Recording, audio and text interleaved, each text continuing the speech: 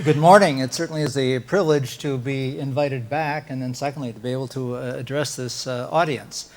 Today's topic is going to be one looking at the development of the sports physician, and we will be covering about 2,500 years worth, contrary to what you believe. I was not there at the beginning. So we'll move from that and go through how sports physician developed. I also modified this a little bit. Oh, that's not the right button. There we go. This was originally delivered at the American College of Sports Medicine in Boston in June of 2016. It was the D.B. Dill Historical Lecture, which is one of the lectures that is given annually at the sports medicine meeting. And Dr. Liz Joy, who is a former fellow that I trained both in residency and fellowship, as a president, incoming president, she invited me to give this address and asked me to specifically say, how did we get to where we are today? And that's what we'll be doing. Well, first of all, we have to define, at least from, and this will have a strongly American slant in our training, but you'll find out that our history is very brief compared to other parts of the world, and so we had to look at our heritage for sports medicine to find out where we are today. The American Medical Society describes a sports physician as one who's practicing more than 50% musculoskeletal medicine or sports. The American Board of Medical Specialties, you have to forgive the fonts are a little bit different. They've translated from one program to another. That you have to be a member of one of the primary care sports medicine specialties, having completed a fellowship and then successfully completed the examination to get the subspecialty designation as a sports physician.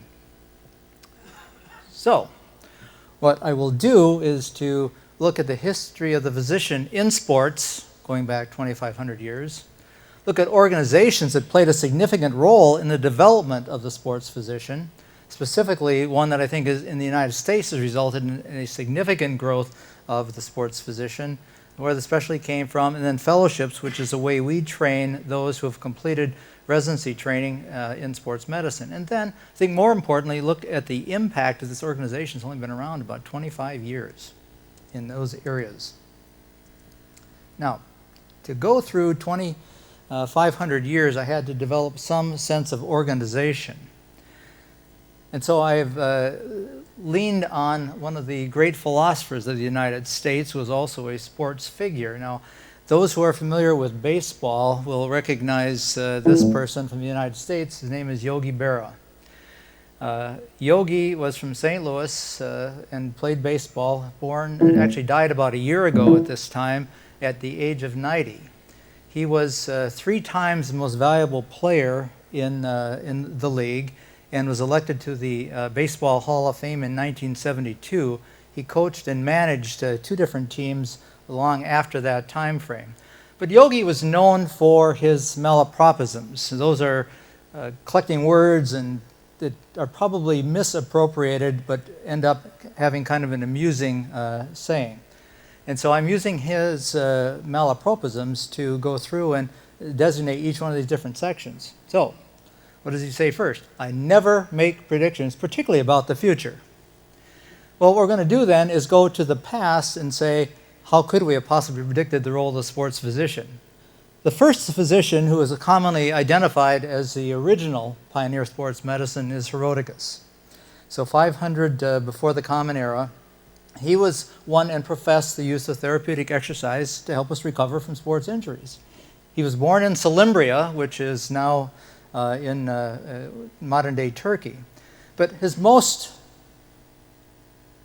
obvious and important accomplishment was that he trained this guy, Hippocrates, who we often look at as the father of medicine. Hippocrates was born in the Isle of Kos and was a Greek physician. He promoted exercise for the treatment of illness and also talked about treating recovery.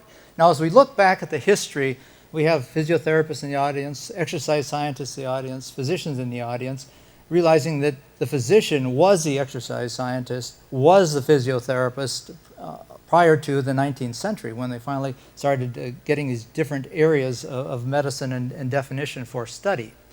Well, Hippocrates was definitely involved in musculoskeletal medicine. This is how he treated some of his back problems. This is one of the apparatus he used for reducing shoulder dislocations. And then this method is still taught today to put your foot in the axilla and yank to get that shoulder reduced. I haven't used that in a long time.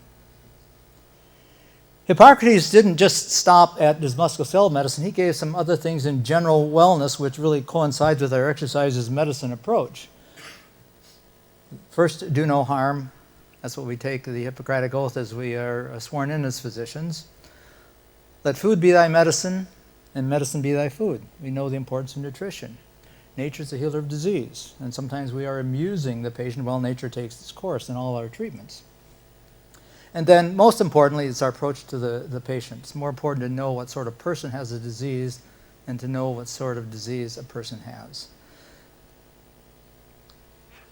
Next in our list of physicians that seems to have had some impact on the sports physician is Galen, who was a Greek physician, but he was in the Roman Empire, born in Pergamon, which is in Turkey as well. But he was the personal physician to Marcus Aurelius during one of the Roman Empire eras. And he treated and instructed gladiators. Certainly returning an athlete to play in that setting was probably not the most important thing to do, because I think it was a life or death struggle. Then we move to the next person that's often cited as having a profound impact, and that's Avicenna, which is the Italian version of the other name that you see right below. And he was a physician during the Persian Empire that's outlined in the map. He's probably best known for being able to use exercise in the treatment. More importantly, he described those diseases related to inactivity. He was completed his medical studies at age 18, and from then on he was a physician. Not only was he a physician, but a philosopher. He wrote 150 texts, most of which were philosophical, as well as 40 medical texts during his career. And he did write the Book of Healing, which is one of the most profound philosophical books that he had published. And more importantly, the Canon of Medicine, which is a textbook used into the 17th century for medicine. Then we're going to fast forward several hundred years to get closer to the modern era, but not there. In Italy, we had Girolamo Mercuriali, who wrote a book called The Art of Gymnastics. Now, gymnastics at that time really referred to physiotherapy, virtually. It was the translation. And so he was using very specific exercises to treat his injury. Well, another little void, so we come now more toward the modern era. With that, we finally had somebody specifically describing physiotherapy. And this is Per Henrik Link, who was the father of Swedish gymnastics. And again, gymnastics translated is more physical therapy or rehabilitation, again used to treat those who were ill or injured. And then as we go forward, there was official registration of this gymnastics or physiotherapy in Sweden in 1887, and in the UK they finally identified specifically the Society of Physiotherapy in 1894. So again, up until this time, physicians were responsible for exercise science, treating the sports injury, as well as the rehabilitation, which is now in the hands of physiotherapists. Excuse me. As we get to the 20th century, we find that the sports doctor was first used in Berlin, Germany. However, there was a worldwide calamity that intervened and things kind of went on hold. But shortly after the First World War, two physicians surfaced, August Beer one, Arthur Malwitz the other. Beer was a general surgeon who had a lot to do with the first sports medicine lectures at the Berlin University. He's probably more famously known for his anesthesia techniques, including the Beer block. Arthur Malwitz is an interesting fellow in that he was an athlete first and then a physician. As an athlete, he competed in the standing high jump, the long jump, and the pentathlon in the 1904 Olympics in St. Louis, and then again in the 1908 Olympics in London. He was also the team physician for the British team in 1908 and again in 1912, but he did not compete at that point. And he is the one that was the first Secretary General of something known as the Association Internationale Medico Sportive, which ultimately became FIM's organization. Another interesting fellow was identified as the first professor of sports medicine at Berlin University, Karl Gebhardt.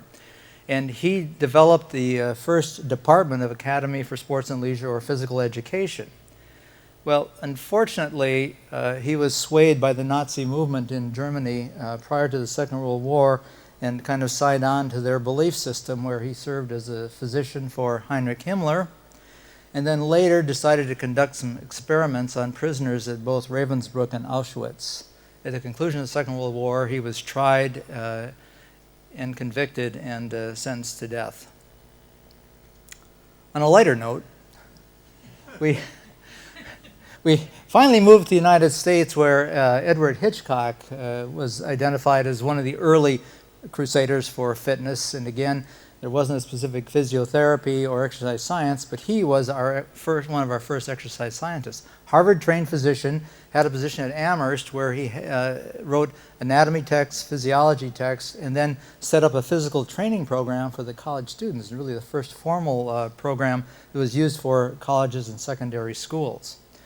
Now, we can take a little break here and say this is probably the origin of the exercise scientists, although again, primarily in the field of medicine where physicians generated this. But at the same time, we had another physician that looked at the Harvard University, developed a specific major in the exercise science. And then we pretty soon had another physician who got a Nobel Prize for capillary flow. Per Olof Ostrand is a legend, and at least in my world, I still have on my shelf at home his textbook of work physiology, again, another physician who was a very prominent exercise scientist. You can see other Nobel Prizes awarded to physicians in exercise science as we developed our own special exercise science or exercise physiology programs.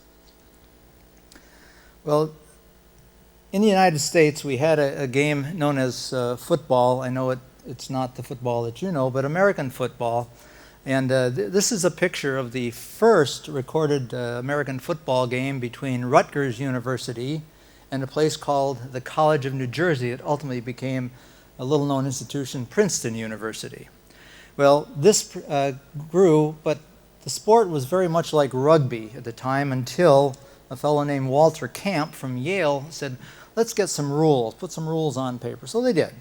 But it became a fairly violent sport, and the rules were a little bit difficult. They had something known as a flying wedge, where you'd interlock arms, put your ball carrier behind the wedge, and just mow down the field. The largest, most physical team usually won. There was an outcry because of the number of injuries in American football about the time that Teddy Roosevelt, in the early 20th century, was president of the United States. And people were asking to ban the sport. Actually, we have cries for that right now, but that's a different story. So what he did, because his son was playing football at Harvard, so he convened a group of people to say, what can we do to try to make this sport safer? He asked Edward Hitchcock from Yale or Harvard to be on this committee. And with that, what they did was revise some of the rules. So Dr. Hitchcock had done a survey of injuries in American football in 1905, implemented rule changes. He repeated the survey in 1909 and found a reduction. And with that, it was probably the first time rules were actually implemented for the safety of an athlete. Another physician in the United States who was prominent in developing was Ed Nichols, who was also a Harvard team physician and participated in the football summit as well, and has mentioned the papers that developed. Dr. Stevens finished his football career at Yale University, went on to medical school there, and while in medical school, he was a coach of the football team. As time went on, he got his medical degree, he coached and served as the team physician. So perhaps in the ethics discussion this afternoon, Dr. Fields and Dr. Salles will be able to find out, is there a conflict? He authored Control of Football Injuries, served in the Second World War, and after the Second World War he actually served as team physician and coach for a professional football team known as the Brooklyn Dodgers at that time. As I look at the modern view of a sports physician in the United States, I look at Augustus Thorndike as probably being the role model. He was the chief of surgery at Harvard Medical School, but offered his services to the athletic teams at Harvard and said, I would be honored to be your team physician. And he was the first one that said, well, if we have people that are interested in sports, shouldn't they be on the sideline at the event to treat the athletes? And so he encouraged and actually mandated that happen at Harvard. So this is the first time we were actually at the venues. And he also had a very revolutionary idea, said, well, if somebody's injured, the coach shouldn't determine return to play, rather the physician should. Unique. He also designed football equipment for safety and also had ice hockey equipment, encouraging them to wear helmets for safety. He had his own book regarding athletic injuries, but again, I think he introduced us to the modern era of what I perceive as the role of the team physician. Well, this is Yogi Berra, again, American baseball player, and this time he says, one thing we know for sure, if you can't imitate him, don't copy him. Another malapropism. Well, what this is looking at some of the organizations that have been instrumental in furthering sports physicians' careers or enhancing sports medicine, bringing about some of the science. The first on the scene was the American Physical Therapy Association, and I'll discuss a few more of these. AIMS, again, that ultimately became FIMS, British Association, American College of Sports Medicine, Canadian Academy of Sports Medicine, the American Orthopedic Society for Sports Medicine, American Osteopathic Association, and finally the American Medical Society for Sports Medicine. So I'd like to take a brief look at how each of these played a role in advancing our sports science and the role of the sports physician. The American Physical Therapy Association was first known as the American Women's Physical Therapy Association. And a very segregated group. They didn't allow men in until sometime later, but with that it ballooned to 1,000 members. The demand for treatment of polio during the polio outbreaks in the 50s and in North America resulted in a huge growth of physical therapy. Currently there are about 76,000 members and almost 200 specific physiotherapy education programs in the US as we speak. Initially, the Association Internationale Medico Sportive became FIMS. And Dr. Malwitz had the first meeting in San Moritz, Switzerland, and 30 countries participated. 1934 became FIMS, and now it has 125,000 members representing 117 countries, and many of you will be attending the meeting in Slovenia next week. British Association of Sport and Exercise Medicine was founded in 1953 and multidisciplinary, include exercise scientists, physiotherapists, as well as sports physicians, and they're responsible for the British Journal of Sports Medicine, which we're all familiar with. American College of Sports Medicine was later on the scene in 1954, initially called the Federation of Sports Medicine. The following year they adopted the official name of the American College of Sports Medicine, and it had but 11 founders. Physical educators were the predominant group, along with a couple of physicians, to try to broaden the scope of the American College of Sports Medicine. Canadian Academy of Sports Medicine, or Sports and Exercise Medicine, was founded in 1970, and they developed the Diploma in Sports Medicine, which is a Canadian certification for the sports physician. And it's now currently the recognized credential and honored by other organizations around the world as designating a sports physician. The American Orthopedic Society for Sports Medicine, 1972, and this had only 100 original members, but now it's 2,000 members strong, but it's a home for orthopedists who predominantly spend time with sports and dealing with athletic teams. They published the American Journal of Sports Medicine, which has been a reliable resource for most of us.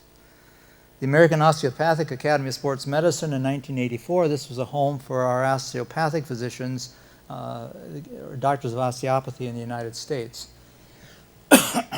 And finally, the American Medical Society for Sports Medicine. I focus on this because, as you'll see, the growth of the sports physician in the United States is directly related to this organization and its subsequent benefits. But there would be no AMSSM without the American College of Sports Medicine, which is now an international organization. And we have two former presidents in the audience, and they can correct me where I make my errors. They first developed something called a team physician course in 1987, sensing that we needed to formalize our education for those who were trying to take care of teams. And this was for all comers in medicine. They held their first meeting in Keystone, Colorado in February of 1987. I attended. These were the organizers. And only 130, without me, there have only been 138 people attending. But it was there that we started a sense of interest, a sense of enthusiasm for developing a formal sports physician or sports medicine specialty. Now this continued after the success of this. The American College of Sports Medicine said, well, we can't stop now. There is a burgeoning interest and enthusiasm for sports, so let's take it further. So team physician part 1 was in 1989, followed by part 2 and then part 3. And you can see the number of attendees tripled, almost quadrupled over that early time, again sensing an increased interest in formalizing this phenomenon of sports medicine for the sports physician. Later, the American College of Sports Medicine team physician course was synthesized to 2 parts, but added another component called the advanced team physician course, which is for those who are already practicing and start to talk about the most current or controversial issues in sports medicine as a way of further educating. Both of these courses exist yet today. In fact, the advanced team physician course is in December of this year. Shift gears again. Yogi knows all. When you come to a fork in the road, take it. Well, this is what happened to about 5 physicians who were part of the team physician course, either in attendance or in organizing. And they said, we've got a lot of non-surgical people out there that are interested in sports, but we don't have a way to channel our interest, channel our enthusiasm, or affirm what we're doing. So there were 20 founders, and I'll go through them in a moment, but there were 5 that really instigated the process, negotiated with different boards, and we'll go through the complex maze of things that had to be accomplished. But this is intended to be a society, which is a forum for exchange of non-surgical clinicians whose practice was sports and musculoskeletal medicine. And we talk about the exercise component, the injury component, the rehab component. We wanted to get physicians accomplished in that area. In the United States, we identified primary care as being family medicine, emergency medicine, pediatrics, internal medicine, and later physical medicine rehabilitation joined the group. The initial 5 that instigated this were excuse me, Dave Howe from Michigan, Doug McCaig from Michigan State, Jim Puffer on the far right from UCLA, John Lombardo, and then Lee Rice. Others were invited, and they tried to get a nice geographic distribution to represent all 4 corners, north, south, east, west, United States. We had a physician attorney from St. Louis, Brian Halpern from New Jersey, John Henderson from Florida, a guy from Minnesota, Mitch Story from Washington, and Jeff Tanji from California. These were the family medicine component. Pediatrics had Jack Harvey from Colorado, Greg Lander from Wisconsin, Deb Squire from Duke in North Carolina, and Larry McLean from Chicago. Emergency medicine represented by Doug Shaw from Oregon, and internal medicine with Randy Eichner from Oklahoma, Bob Murphy, Ohio State, and Dick Strauss, also from Ohio State. And our sole physiatry representative was Stan Herring from Washington. So we covered the country, all specialties represented. These 20 people got together and said, let's form an organization.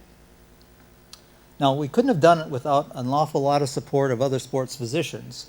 And so we had strong orthopedic support, strong DO support, osteopathy support, and these were just some of the people that contributed to this. Now, the AMSSM, American Medical Society for Sports Medicine. I've served as president. Burge has served as president of the organization. It was organized in 1991 or 89. We had our first official meeting in 1991, and we had 120 participants. We celebrated our 25th anniversary in this spring and had 1,700 participants. If we look at the growth of the organization, we can see it's rather exponential, and we find that also at our annual meeting about 50% of our membership attends the annual meeting, so there's strong support in what we're doing with sports medicine. Yogi.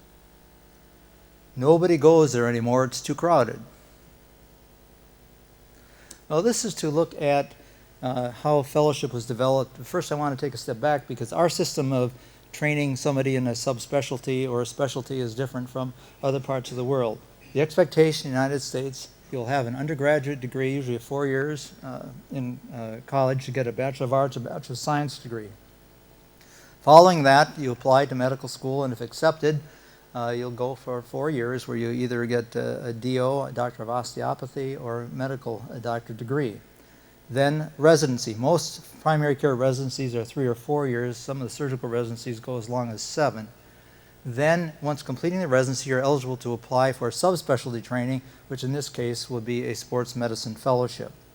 Now, there are governing bodies supervising all of this stuff, which requires a lot of paperwork and a lot of red tape to solve. So how did we get this? Well, first of all, there's an American Board of Medical Specialties that said, we identify you as a specialty. They were organized in 1933, so it's a 20th century phenomenon to say there are specialties. It's not just a matter of training. You put out your shingle and say, I'm a surgeon, or I'm a gynecologist, or I'm an oncologist. They have identified 24 specialty organizations. Now, the specialty boards of sports medicine that are related to, number 1, pediatrics, internal medicine, physiatry, and family medicine. And these is where these specialties developed along the way and were recognized by the American Board of Medical Specialties. Subspecialty of sports medicine then had to get approval through the American Board of Medical Specialties. And it was a very quick process. The first organized in '89, first meeting in '91. By 1993, we had approval to be a subspecialty in sports medicine for those 5 primary care boards. There's a 10-year recertification cycle, which we have to prove we're practicing sports medicine, and then also we'll have to take an exam to show that we are staying current in the science of sports medicine.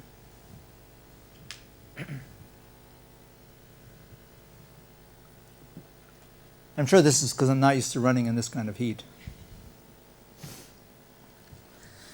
Now, who is eligible? Well, early on, we didn't have sports medicine fellowships. So until the year 2000, if you could show that your practice is 50% or more sports medicine and passed the exam, you were then seated into that specialty, which is how I managed to sneak in. There were no fellowships 40 plus years ago when I was training. Well, if we look at the growth of fellowships, we find out that in 1987, which was the first year of my fellowship, graduating the first fellow in 1988, we only had 5 or 6 around the country, and there was no organization amongst them. You just said, I have a fellowship, here's some training, you take it for a year, you're done. We had 8 to 10 graduating fellows at that time. Now in the United States, there are 160 accredited fellowships, and these have to be approved by the Accreditation Council for Graduate Medical Education, and they're the ones that certified or registered to say you are an approved fellowship. People take your training, are eligible to become sports physicians, assuming they complete the fellowship, pass the exam. So in 2015, we had 269 graduating fellows. If we look at their breakdown by specialty, about 3/4 are trained in family medicine, and then equal amongst the other 4 specialties. If we look at the number of years in practice, we find out it's a young organization. Close to 60% have been practiced less than 10 years. Again, realizing the fellowship is only 23 years old at this, or the specialty is only 23 years old at this time. If we look at what kind of practice setting, over 1/3 are in academic, 1/3 are in private practice, and the rest are distributed as college team physicians or other settings, and many in the military. Well, Yogi tells us we're going to switch gears again a little bit, and you can observe a lot by watching. Profound. But this is the way I'm going to describe a particular fellowship and how it's affected the practice of sports medicine in the United States. ACGME accreditation first was initiated in 1996. My program was in effect from 1987, so all we had to do was submit the paperwork, and the people looked at it and approved it. After that, you require to have a site visit to show that you're meeting all the requirements. So we have some general knowledge base, general practice base for all the fellowships. I will use the fellowship that I directed for 24 years as the index fellowship, and this was at Hennepin County Medical Center. It's since been shifted to the University of Minnesota, but we've been in existence now since 1987. From one fellow in 1987, 1988 to 2011, during my tenure, we had 72 graduates, plus an additional 10 at the University of Minnesota since then. So we have 82 graduates we've contributed to the sports medicine pool. Now, if we look at the distribution around the United States with Minnesota, I can get a cursor up here, right there, right in the center of the country. But I have former fellows, or we have former fellows practicing virtually coast to coast, north to south in the United States. I think more importantly, as Aspetar looks at developing a fellowship, I highlight that one of my former fellows is Bill Dexter in Maine, who you'll hear from later today in the workshop, and the current ACSM President, Liz Joy, who's in Salt Lake City, Utah. But if we look at my home state, and again, I was mentioning that as an example, Aspetar is developing a sports fellowship for sports physicians. People tend to stay where they are trained. Over half of my graduating fellows are within the state of Minnesota, which has enhanced sports care, sports health delivery throughout the state. This is a family tree I developed. Each one of those dashes, both above and below the line, represent a graduate. And I have the family tree because 5 graduates have also developed sports medicine fellowships. Liz Joy at the University of Utah, she's no longer the fellowship director, so that's on hold. I don't take claim for anything after that. Ty Wadsworth in St. Louis University, that's no longer in existence. Maine Med, where Bill Dexter is a fellowship director, and then John Becker in Louisville, but he's now the head of the family medicine department. No longer, he teaches in the fellowship, but no longer directs the fellowship. So some of those are a little bit stagnant. Interestingly, one of Bill Dexter's fellow graduates has also developed a program, Pete Cedric, in Central Maine program. He's contributed 8 to the pool. So if we look at the effect of one sports medicine fellowship on sports physician practice in the United States, we have a total of 159 physicians, and that's just one, and there are 160 fellowships out there doing similar things. So we'll hopefully look a little bit at the impact of these sports physicians. Yogi's math wasn't very good, but a profound statement. 50% of baseball is 90% mental. Yogi was a very good baseball player, and he's smaller than I am, so he's an amazing athlete for a tiny guy. Well, we'll look first of all at the impact on medical education. A study done in 1998 showed that 82% of medical school graduates could not do a basic musculoskeletal exam, which is an indictment of our educational system in treating musculoskeletal issues. And in the classic primary care practice, 1 in 4 patients come in with a musculoskeletal issue. They are ill-prepared. They get a lot of time in the intensive care units where they seldom practice, but we're not doing a good job of sports medicine or musculoskeletal education. Another study was done saying, well, and it's more recent, having finished residency, are you comfortable with what you're doing? Well, most of them were comfortable with the medical issues, but you can see that there are a lot that weren't very comfortable with musculoskeletal issues. So the bottom line is we aren't doing a good job generally of training our generalist physicians to handle musculoskeletal issues. Well, if we take a step back, we find out that the Accreditation Council in Graduate Medical Education requires every sports medicine fellowship or every residency to have a sports medicine elective. They also require that fellowships have to be affiliated with a residency program.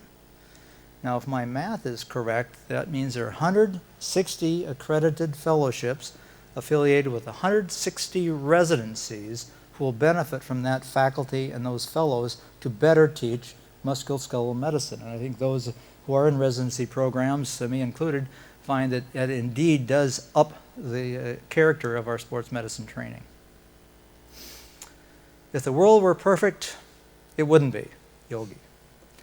Well, sports medicine isn't a perfect world, but because of sports physicians, I think it's getting better. We all are doing a very good job as we slowly inch our way forward in our science. So let's look at what happens with sports fellowships on medical practice in the United States.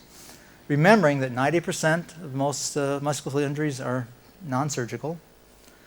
There are a lot of things that are non-musculoskeletal. Abdominal trauma, renal trauma, concussion. Athletes also get sick and try to compete. Athletes with chronic disease are competing. It is our job to make sure we control those issues so they can perform at their peaks. Well, here's an example. A study done recently looked at referral patterns of a primary care practice. And I circled those that are musculoskeletal related problems. In this particular practice, over the course of a year, had a 54.5% referral rate out of the practice, which means they're sending them to musculoskeletal physicians, usually orthopedic surgeons, to deal with the issue.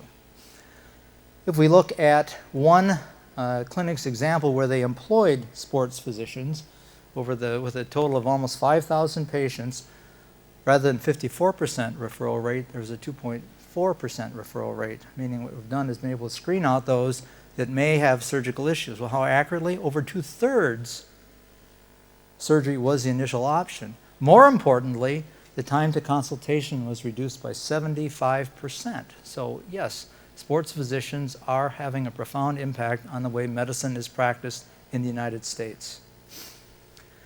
What I call engagement or citizenship is what are you doing with your special skills to enhance your community? We find that 80% of our physicians are currently serving as team physicians, event physicians, sideline physicians, taking care of athletes at the point of competition. If we look at how they're doing, we find out that a large percent of them, 80%, are in high schools. High schools in the United States, secondary schools, have volunteer physicians. We do not get paid for taking care of those athletes on the sideline or at the event. Usually the different levels of college activity, Division III being the smaller colleges, and then also it is not reimbursed. Some of those others are areas of reimbursement, but this is contributing to the betterment of your community. Another thing that's happened remarkably in the United States is the growth of musculoskeletal ultrasound. And that there's been, over this decade where measure's been a 7-fold increase in the use of ultrasound, most by sports physicians.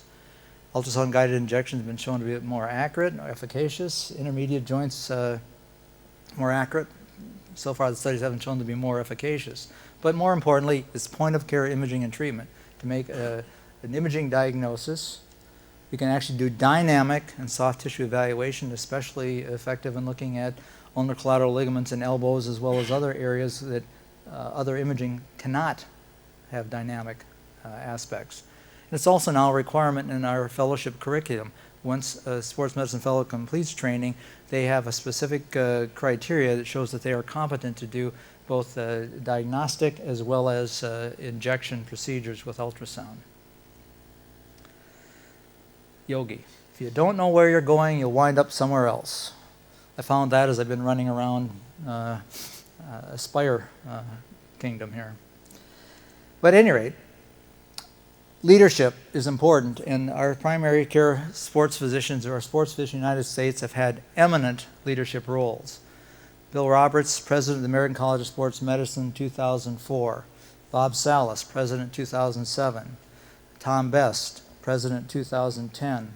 Bill Dexter, president, 2013, and currently Liz Joy, our current ACSM president. We have quality people, experienced people who are leaders in sports medicine. We share a loss, we're making good time. Yogi. This is just to show that not only have we had an impact on practice or sports medicine education to our young doctors, but also on the science of sports medicine. If we look at the number of research abstracts presented at the American Medical Society of Sports Medicine meeting, and these are largely clinically based. We have a large data pool from bench research in sports science, but we're getting some now with clinical research, and you can see the growth in these.